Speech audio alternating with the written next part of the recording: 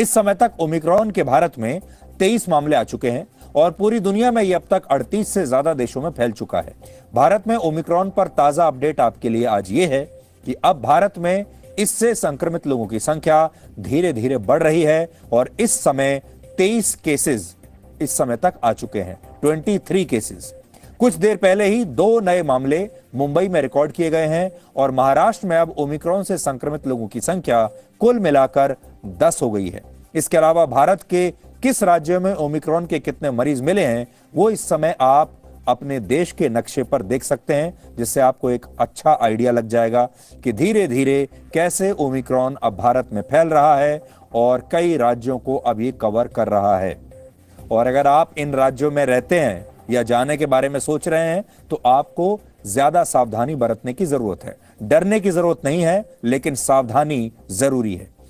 और ओमिक्रॉन अब जैसे जैसे देश में प्रवेश कर रहा है आपको और ज्यादा सावधान होने की जरूरत है, क्योंकि ये कोविड के बाकी वेरिएंट्स के मुकाबले ज्यादा तेजी से फैलता है। इसके अलावा वैक्सीनेशन पर आज दिल्ली में एक बहुत अहम बैठक हुई है, जिसमें इंडियन मेडिकल एसोसिएशन यानी IMA ने 5 बहुत ही महत्वपूर्ण सिफारिश की हैं जो आपको जरूर पता होनी चाहिए।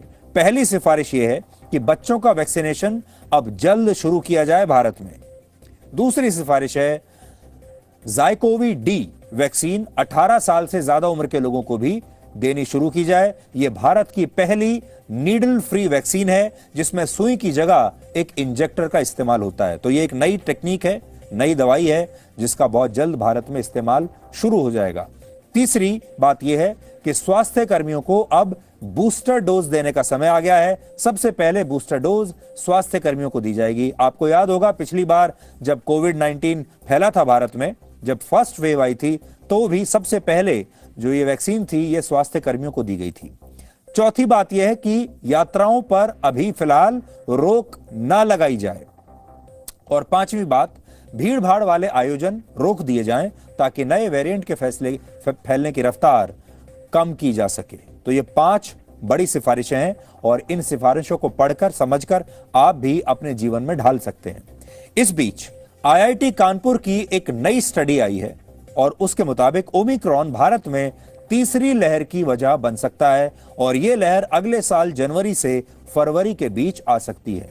और यह वही समय है जब पंजाब और उत्तर प्रदेश समेत भारत के कई राज्यों में चुनाव चल रहे होंगे या होने वाले होंगे। ये स्टडी करने वाले प्रोफेसर्स के मुताबिक संक्रमण की संख्या बढ़ेगी जरूर, लेकिन पहले की तरह लोगों को अस्पतालों में भर्ती होने की जरूरत नहीं पड़ेगी और ना ही ऑक्सीजन की कमी जैसी समस्याओं का अब सामना करना पड़ेगा। लेकिन अगले साल के शुरुआती महीनों में जब संक्रमण अपने पीक पर होगा तो हर रोज कोविड के 1 से 1.25 लाख मामले दर्ज किए जा सकते हैं।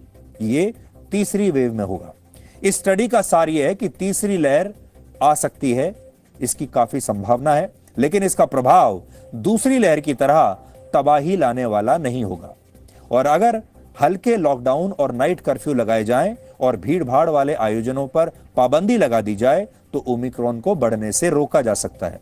वैसे इस समय ओमिक्रॉन दुनिया के 38 देशों में पहुंच चुका है और यूरोप के देशों में इसके मरीजों की संख्या लगातार बढ़ रही है, जबकि अमेरिका के 50 में से 15 राज्य इसकी चपेट में आ चुके हैं।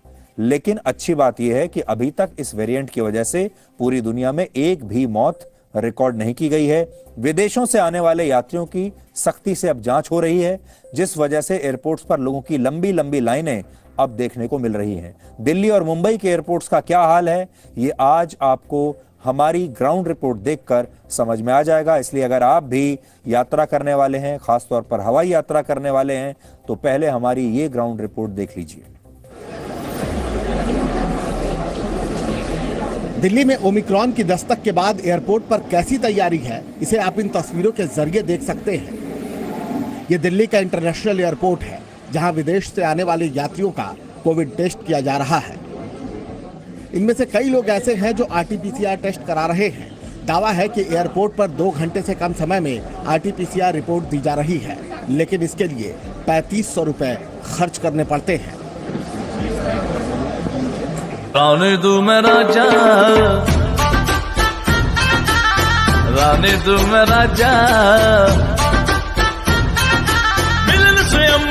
मौज रचा जा